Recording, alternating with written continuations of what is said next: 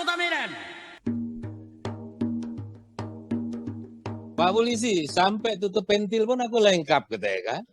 Semua lengkap. Tapi polisinya ini tadi, bed polisinya tadi ngomong.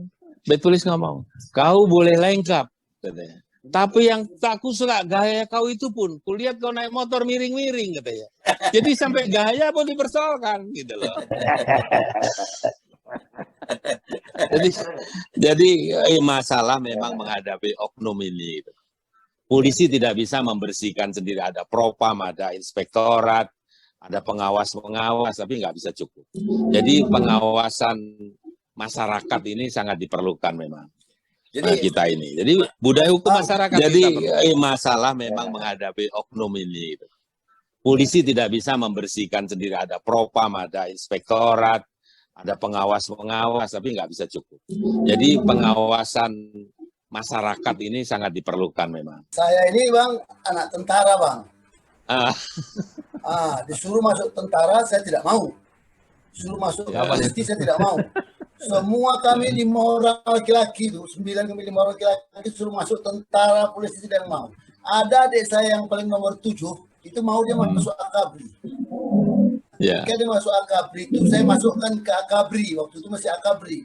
Luluslah dia lolos di Akabri tanpa speser uang pun. Tetapi orang nggak percaya. Nggak percaya. Ya. Pasti kalian sogok itu. Tidak ada masuk ke Akabri itu nggak sogok. Akan gitu. Sampai sekarang itu masih berlaku. Nggak bisa kalau nggak sogok. Pasti pakai duit. Nah, tetapi saya buktikan bahwa adik saya itu nggak pakai duit. Tapi orang masih mengatakan itu pakai duit. Kalau udah nggak lolos, mungkin duit kau nggak banyak. Ini macam mana sebenarnya ini Bang? Jadi saya nggak masuk tentara, tapi saya jadi wartawan. Saya pilih jadi wartawan waktu itu. Gimana itu Bang?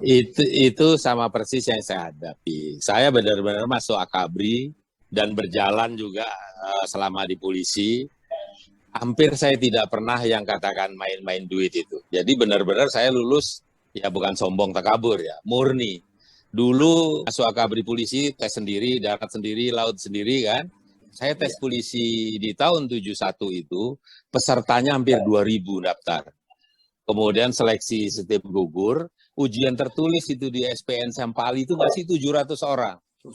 Habis ringkas cerita, habis ujian, si pembina penguji ini ngomong, adik-adik kalian begini-begini, nanti dari kalian yang ikut ujian ini, kuota kita hanya 10. Jadi udah pikir nggak akan lulus lah kita, bersaing segitu banyak. Kita tidak punya duit dan tidak punya backing. Apalagi Medan, semua nggak ada backing, nggak ada duit. Orang tua saya juga, aduh jangan ngarapin lulus lah kau. Gitu. Begitu lulus, saya karena ranking 5, dapatlah saya lulus. Gitu. Jadi karena lulus itu nggak ada yang percaya, apalagi Medan kalau tidak bayar. Gitu. Sampai ada yang nawarkan tadi, mau nggak digantiin nomornya, gitu. Supaya saya nggak ikut. Si pembina ini salah satu penguji itu ngomong, Di Anda bagus, itu keadaan, nggak percaya. Sampai sekarang pun masih orang kalau nggak punya backing, nggak punya duit, jangan pakai ini. Jadi sekarang begini, kalau sistem, saya 2 kali jadi Kapolda, tidak bisa meluluskan peserta. Apalagi ya katakan di bawah Kapolda. Dan di sistem ke atas itu sudah bagus. Jadi kalau kita ngomong di awal, di proses, kita jamin tidak ada yang pakai duit atau karena backing dia bisa lulus. Dia lulus itu karena memang modal kemampuan pribadi. Tapi kalau kita balik, yang lulus nih kita periksa. Hampir semua yang lulus itu keluar duit. Ternyata ada di situ yang nembak di atas kuda. Itulah dia titip-titip tadi kan. Tolong saya titip itu. Padahal dia nggak berbuat apa-apa yang kita titipin. Dan yang kita titipin tadi nggak bisa berbuat. Tapi begitu lulus, nah dia bilang lah. Itu kalau nggak saya urusin nggak lulus. Saya. Jadi yang lulus-lulus. Iya. Yang lulus-lulus itu kalau kita periksa, hampir semua ada yang keluar duit. Dan itu Bang sampai sekarang Bang lucunya Bang. Iya, jadi calo-calo itu jangan. Maksud saya begini Tapi Bang. jangan percaya lah, jangan percaya. Adik saya ini kan dia waktu itu masuk Akabri, kemudian kan ada pemisahan nanti sudah di Akabri itu masuk ke polisi. Nah kemudian karena dari Akabri itu polisi, nah kalau itu kan pangkatnya kan lebih cepat. Naik. sesuai dengan karirnya kan gitu kan. Ya, Orang ya, nggak percaya juga, tetangga tuh di asrama ya. kami bilang pasti adek kau sogok lagi. Termasuk yang sekarang ya baru jadi brigjen. Sogoknya itu mana ada. Jadi biar aja di apa kata orang biar Pandangan aja. seperti ini terus saja seperti itu bang. Terus saja bang. Heran saya. Kalau aku lihat ya, kalau apa kata orang tak usah dipikir. Kalau kita pikirkan Iya. harus sibuk kita mikirkan apa kata orang. Yang penting kita lurus jalan, kita tahu siapa diri kita Ya, dan kita cakap dalam mulai kerjaan. dari diri sendiri ya, mulai dari diri sendiri. Jadi, sekarang saya- Kapolda Medan yang baru orang Batak ini, Simanjuntak, Panca Simanjuntak. Mas, aku mau nanya Ya. juga kan Mas, apa ada ketentuan di dalam peraturannya di kepolisian ini? Misalnya orang melaporkan hilang, Mas kan tahu kalau di sini orang Medan sudah malas sekali untuk melaporkan hilang-hilang tuh Mas. Iya, iya, iya. Kepalanya katanya mau lapor hilang ayam, tapi biaya itu kambing katanya kan begitu. Ya. Jadi kan Betul. memang ada peraturannya gitu Mas. Misalnya orang kehilangan kendaraan ya, ada diminta lah di situ nanti ini uang lapornya ini atau uang transport, uang jalannya itu ini segini-segini kata. Apa memang ada gitu Mas? Sebenarnya sih tidak dipungut biaya apapun gitu loh. Oh, gitu Sebenarnya itu ketentuannya. Tapi ya tadi menjadi oknum-oknum ini ya tadi baru lapor aja kalau nggak ada uang minyaknya gimana mau kami jalan gitu kan. Ya, ya. Nah, itu yang menjadi mestinya Ya. kita dari dalam itu mulai penertiban terus. Budaya hukum masyarakat tadi harus menolak, harus berani menolak, viralkan, kemudian kirim apa adik perhatian. Dan kita harapkan tadi bad police itu makin hilang lah. Ya. Tapi Itra atau Pomeo itu sulit hilangnya. Iya. Prijigo itu dari zaman dulu. kita zaman kita kecil-kecil sekolah. sampai saya jadi polisi, masih ada sampai zaman saya jadi polisi. Sekarang hilang sendirinya, nggak Prijigo lagi. Karena Jigo udah nggak ada nilainya.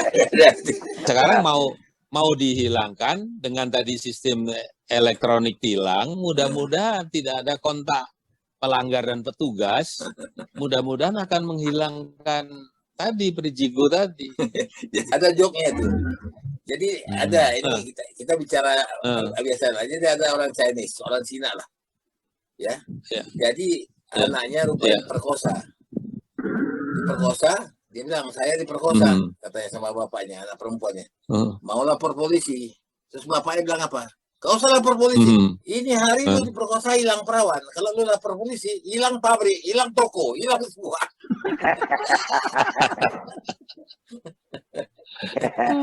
Jadi kalau lapor,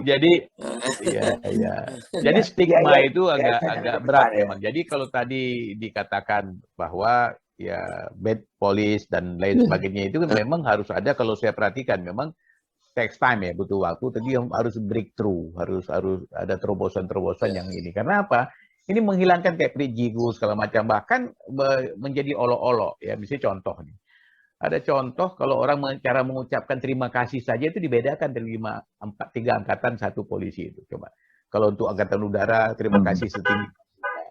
Untuk angkatan laut terima kasih sedalam-dalamnya. Untuk angkatan darat terima kasih seluas-luasnya. Begitu pula ke polisi terima kasih sebesar-besarnya. Jadi sebesar. Tapi jadi artinya hal seperti ini memang agak tidak mudah. Itu harus karena sekarang kalau ada polisi yang berbuat baik itu dianggap pencitraan. Sebenarnya juga edukasi. Polisi tak ada minyak anginnya, tak ada obat anti mabuk. Kalau anti mabuk udara ada, darat ada, mabuk laut ada, mabuk polisi tak ada. Jadi, polisi nggak ada. Mas Isno, ini satu pertanyaan saya ya. Kalau tadi kita masyarakat diminta untuk mendisiplinkan diri kita dengan istilah mempolisikan diri. Oke lah, masing-masing kembali terpulang. Tetapi saya bayangkan bagaimana mempolisikan polisi sehingga dia bisa bekerja sebagai polisi yang benar. Ini berat. Emang berapa jumlah angkatan polisi kita, seluruh personel polisi se-Indonesia yang harus dibenahi? Sekarang jumlah polisi ini kan hampir 500.000 se-Indonesia. Hampir 500.000, 400.000 sekian itu. Memang program di dalam kita seperti yang digalakkan lagi terus ada pembinaan mental komando, ada kemudian Santi Haji, Santi Karma itu digalakkan terus. Di samping reward and punishment. Sebenarnya kuncinya kan reward and punishment. Betul. Yang baik-baik diberi penghargaan, prestasi, tapi yang jahat-jahat harus dipunish. Itu inti manajemen kan itu sebenarnya. Reward and punishment itu bisa berjalan. Itu berjalan, tapi ya tadi pasti sistem petugasnya tertinggal kepada banyaknya yang harus diawasi, yang perlu masih bantuan masyarakat. Tapi program itu ada. Dan sekarang ditingkatkan kan, dari moral ini tadi, mulai dari seleksi talent scouting. Kejiwaan itu diketatkan di situ. Dia punya bakat nggak ini benar menjadi pelindung pengayom pelayan? Punya benar-benar nggak dia memang mau jadi masuk surga dengan polisi yang calon masuk neraka kan gitu.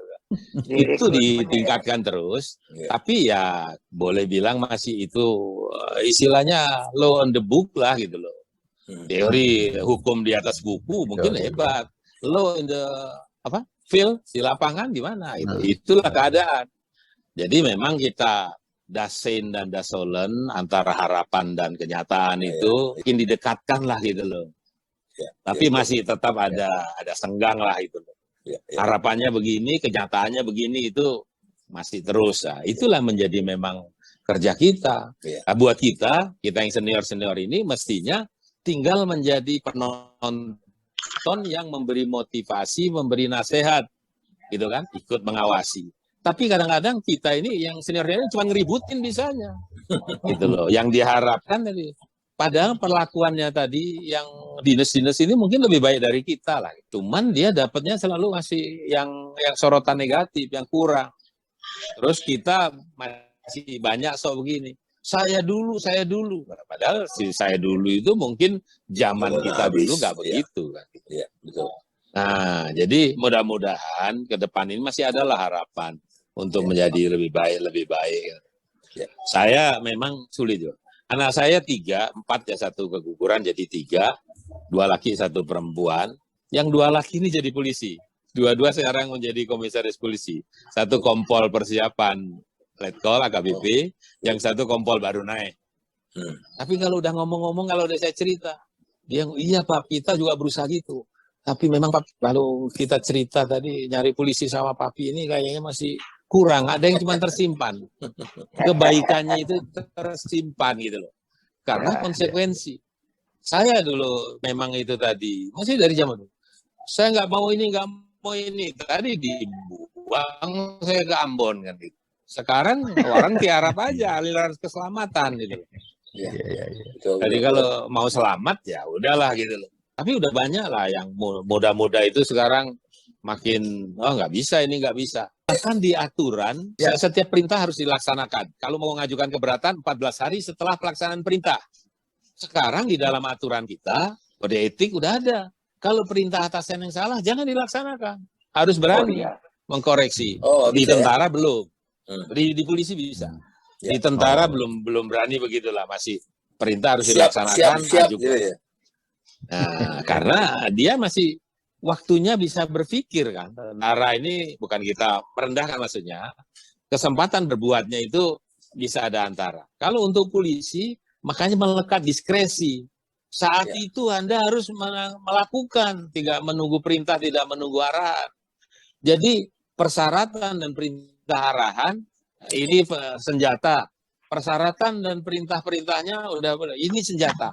Tapi kapan harus menembak itu Anda menentukan. Anda bertanggung jawab. Kalau tentara mau nembak harus nunggu perintah atasan. Kita harapkan Pak Wali Kota baru, ya tadi apalagi yang cucunya aja berani duduk di atas mejanya presiden. Jadi main di atas meja maksud. Jadi kekuatan ini ada. Tinggal tadi moral keinginan yang kuat untuk gimana menertibkan medan. Mungkin dengan undang-undang pemerintahan desa itu bisa memberdayakan polisi dan tentara untuk tadi menertibkanlah yang gaya-gaya medan ini. Jangan istilah sumut katanya, semua memakai uang tunai kan gitu kan. Semua urusan pakai uang tunai gitu kan. Medan katanya memang edan, jangan itu lagi.